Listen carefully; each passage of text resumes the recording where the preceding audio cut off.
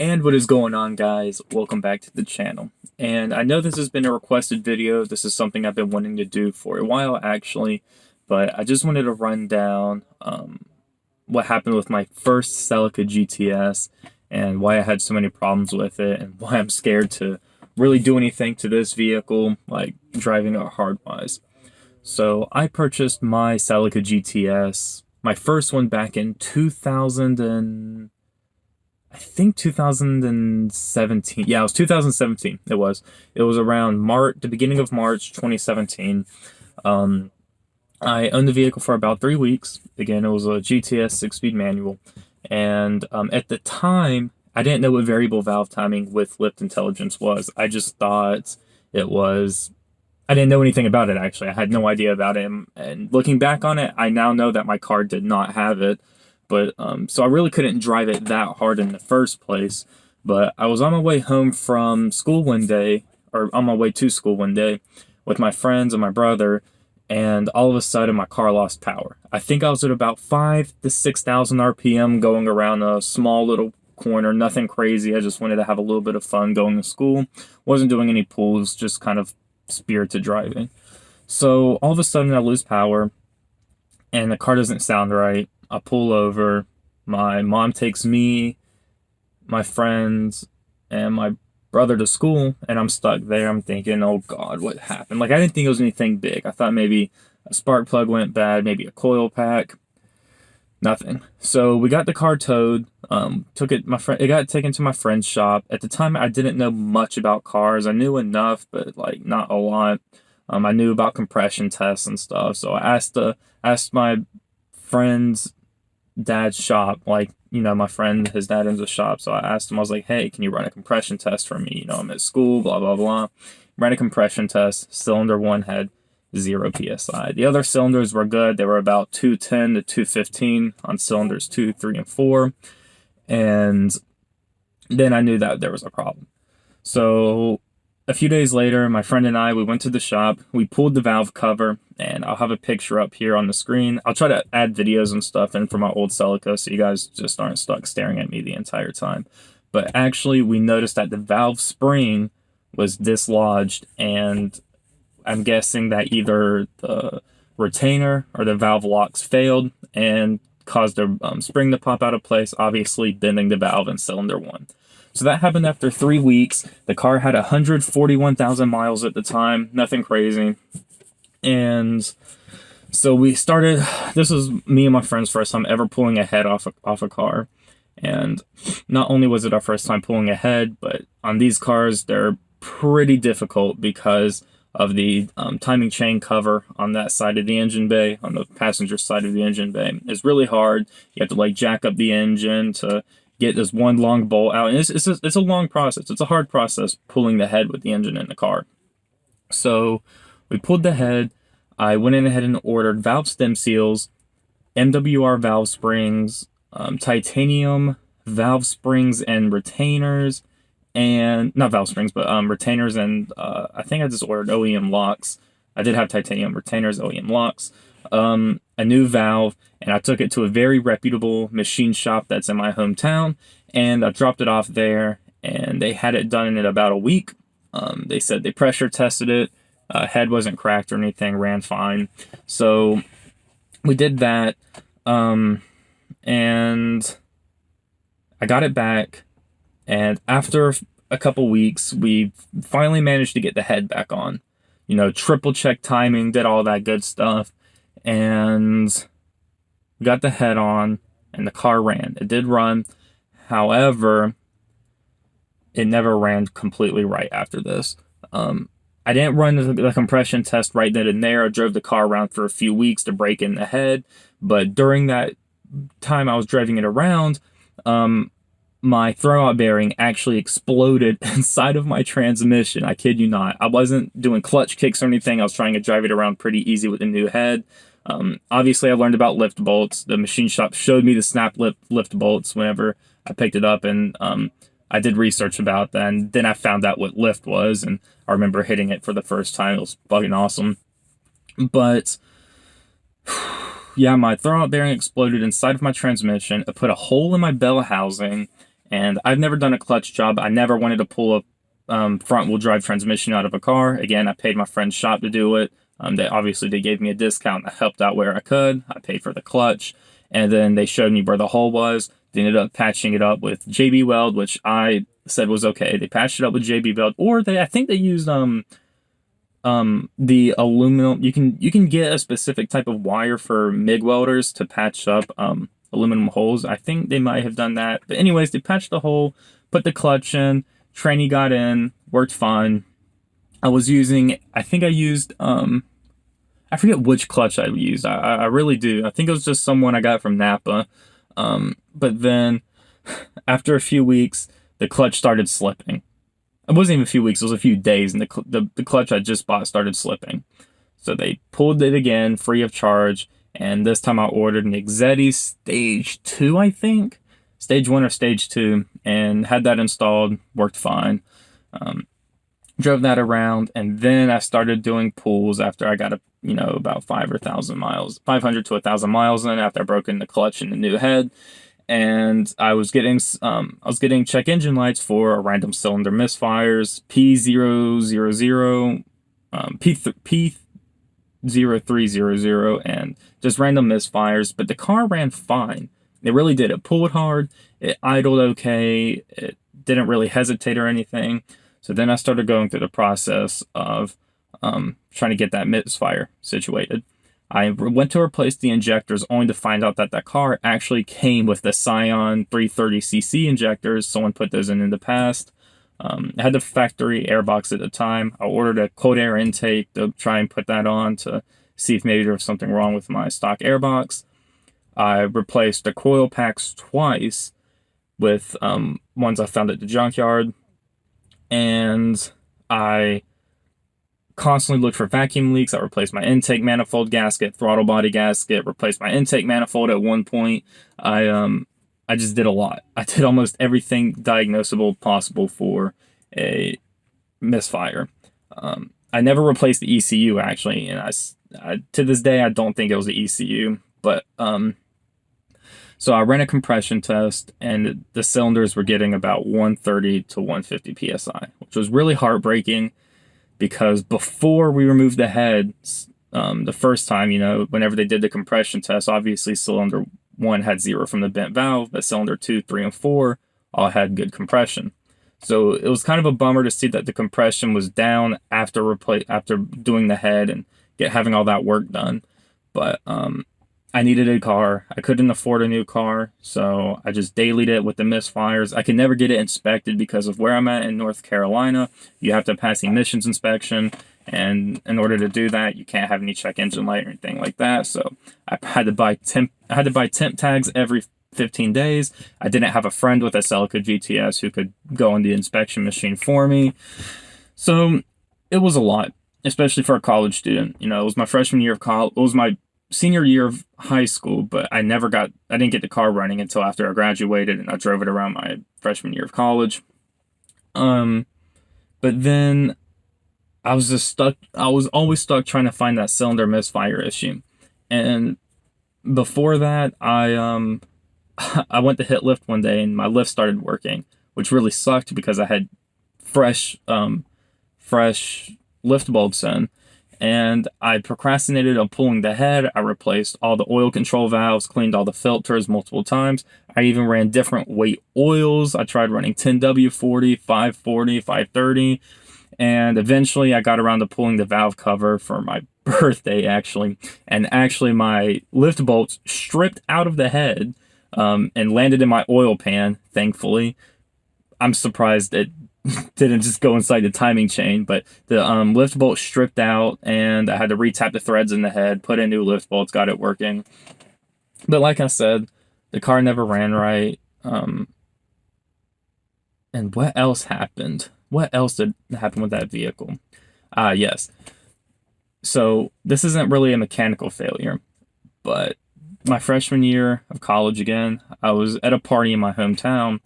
And on my way home, I actually ended up getting into an accident. I had slid off the road. It was rainy, wet. The roads had just been freshly paved. Ended up going over a ditch, and really deep ditch. It was about 10 foot. I broke my front bumper. I, um, at the time I didn't know it, but I bent my subframe. I cracked my steering knuckle in half, and um, I was pretty devastated. I didn't have a car for a few months. I saved up, and me and my friend pretty much ended up getting a Celica GTS parts car.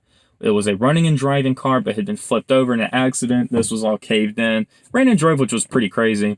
But I ended up pulling the subframe from that, the steering knuckle, and basically all the other suspension components that were on that car that were good and bad on mine from that accident. Replaced it. I ended up replacing the subframe in my driveway. My driveway is gravel and rocks. It fucking blew, and it was in the middle of the winter, so it really sucked, but I persevered, got it done, and it still ran and drove really good. Obviously, besides my random intermittent misfire. So I just said fuck it. Just kept driving it around with the misfire. One day I was at the shop with my friend till about 2 a.m. and we were on our way home. We did a quick little race. He has a Dodge Neon SRT4. He fucking smokes me, but it's cool to, it's pretty fun. I was 18 years, yeah, I was like 18. Yeah, I was still 18. I was 18 years old, just trying to have some fun. And I'm pretty sure this is what happened, but I was going down a hill, and while I was going down the hill, I downshifted. I don't think I money shifted. I think I did downshift really hard into like 7,000 RPM. But I downshifted, did a pull going downhill, and continued to pull going uphill. And then about 5 minutes later, as I was entering my hometown, I heard the most god-awful knocking and screeching and just worst sound ever. I lost power. I didn't have any power steering. My engine pretty much died on me. I couldn't get it to go anymore. Fairly certain the engine seized up. So I ended up pulling into a McDonald's parking lot, started it up, heard it, knew right then and there it was rod knock. I got the dreaded rod knock. And it blows because I constantly did the oil changes on that Celica. I did oil changes every 3,000 to 4,000 miles on full synthetic with the additive that I use. And it sucked that the bearing spun. I think it was because since I was going downhill and uphill, the 2ZZ oil pans aren't that great. A lot of people do 1ZZ baffled oil pan, or they're not baffled, but they have a windage plate, which helps out with oil sloshing around. But pretty sure with the mixture of me downshifting and going down and uphill like that at high RPM, oil moved away from my pickup, ended up starving the engine for a few seconds, which is completely fatal in these cars. And I spun a rod bearing in cylinder 4. So for a few months, I saved up some money. Actually, I'm sorry, I gotta go back. I forgot something. I totally forgot something. A few weeks before my final day of freshman year of college, I was coming home from work. I used to work at the Toyota dealership near my school, and my shifter cable snapped. My shifter went completely limp dick mode and just was flopping all over the place. And I knew right then and there, I snapped a shifter cable, checked the engine bay, sure enough, snapped in half, cables frayed, whatever. And I had pulled into a parking lot, and I didn't want anyone to steal my car, so I popped the hood, took the battery out, set it in my seat, kept it locked up for a few days, asked the store owners if I could keep it there, so I got it towed. They're okay with it. So I get it towed back home. It sits here for a while. I order the shifter cables. I get a friend that's willing to take the dash off and do everything that's required for doing shifter cables, which to this day is the most difficult automotive job I've ever done, was replacing the shifter cables on this car. I just can't put into perspective how hard it is. We had to completely remove the dash. The AC unit that sits in the center, the actual AC unit itself, we had to lift it up, and I had to pretty much just little by little loosen up those 2 bolts that hold the shifter cable bracket into place. Worst job I've ever done in my life. So turns out, since the battery had been sitting in the front seat, it actually leaked battery acid all over my front seat into my carpet, and I sat in my seat, not realizing it, and I had the most painful burns of my life. My ass was completely burned. My hair's practically singed off. My carpet had a giant hole there.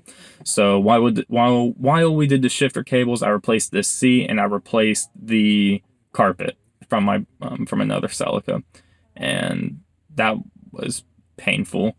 So, anyways, then that's whenever I spun the bearing, racing my friend.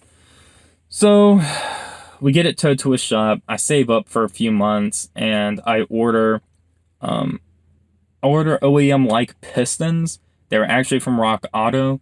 I forget which company does it, but it's a company that offers OEM like but cheap rebuild parts. So I did research. The pistons were fine. I got OEM spec pistons.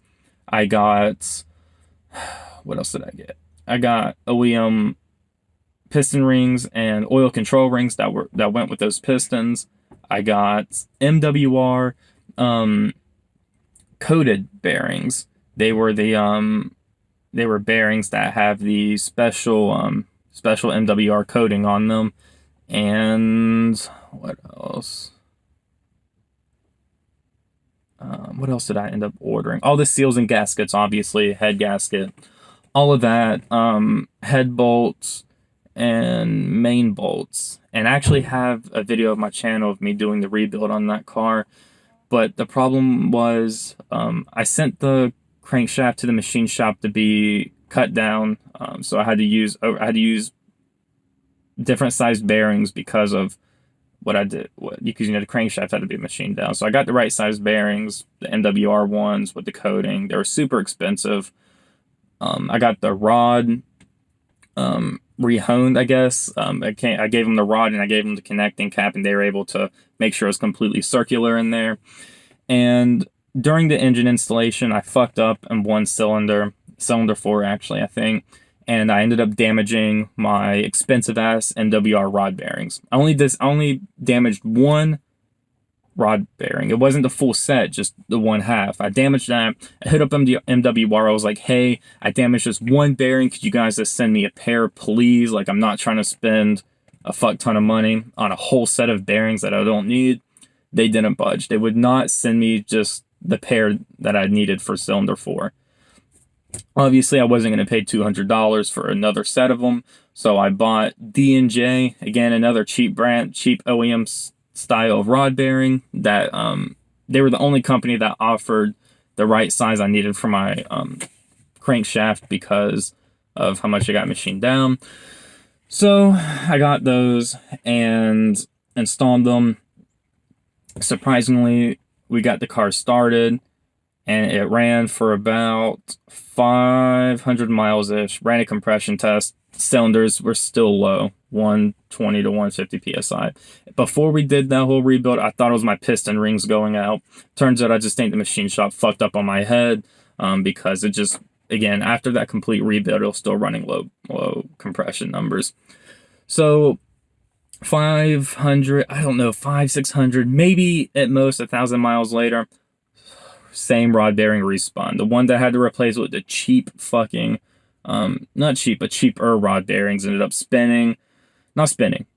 I don't know if they spun, but they were definitely worn. And I was pissed because I was thinking if MWR just would have budged and gave me the pair, like I've been a good customer, it would have been a lot better. But, so I tried, as a last ditch resort, I tried sanding down the crank journal with some sandpaper, and I sanded the inside of the con rod, just light sanding, trying to polish it out.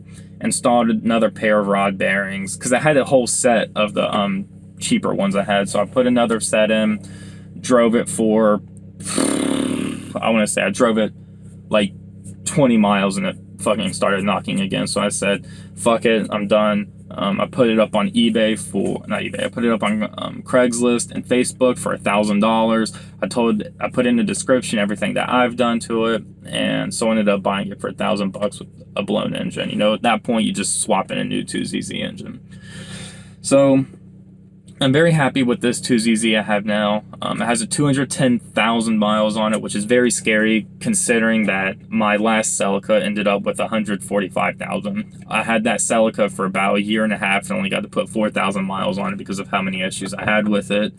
Really sucked, but it is what it is. I'm just very scared for anything wrong to happen to this car, so I'm just trying to do tasteful mods, safe mods, and not try to beat up on it too much. That's why whenever I make posts on the new Celica forums and Facebook group on how long these last and what I should do to make them last, I'm like really serious about it, because I don't know if I can stand another heartbreak of this car spinning a rod bearing or bending a valve. I know that these engines are fairly reliable. I know that in my case it was a one-off case, but I just have that just bad memory and bad mindset implanted in my head because of what all happened with that previous Celica. But if any of you guys are curious about just have any more questions, just put them in the comments down below. I'm getting really upset thinking about that Celica because it sucks, because I got it at the end of my senior year to have a fun car, didn't get to drive it much, and had that many issues with it. I think that's very rare for any car. But, like I said, it is what it is. But I just wanted to make this little video to explain to you guys what exactly happened and why I've been worried. But if you guys enjoyed this little story, remember to like, comment, subscribe, just do all that. Anyways, that's been it, and I'll see you guys in the next one. I have planned on having a video out earlier this week where I installed polyurethane motor mount inserts, changing my coolant reservoir because I procrastinated on that. And I got a new shift boot, and actually I'll show you guys that right now. So this shift boot is actually junk, in my opinion. I didn't know it was going to be this cloth material. I'm using my front facing, so that's why I don't know if this is a good angle, but it came and it didn't have, I mean, obviously I didn't know, but it didn't have the ring around it so it could be secured in here. So my mom actually took the metal rod out the stock shift boot, was able to stitch it into this, and I got it mounted. So it looks all right now that I have it fully mounted, but I really want a leather one with the TRD logo. I got these TRD seatbelt covers, and again, just waiting on my polyurethane motor mount inserts and to hopefully get a lot smoother shifts. I can tell whenever I'm shifting and doing pulls, I can feel my engine move around a little bit. Again, 210,000 mile car, so it's obviously going to have some motor mount wear. But I've been trying to keep this a little bit on the low, but I figured I might as well say it now, since if you're watching this, you're about 22 minutes and 40 seconds in. I actually ordered a plug-and-play harness for an AEM EMS4 for this car. Now, I didn't order it from Monkey Wrench Racing because it's almost $700 for the plug-and-play harness there. So after doing some, I don't know if I'm allowed to name it, so I'm not going to. But after doing a lot of research and a lot of word of mouth, I was able to find a guy on Facebook who runs a small business out of the UK making plug-and-play harnesses for Toyota vehicles, and he was able to price me out a plug-and-play harness with a USB port, so I can directly connect it to my computer.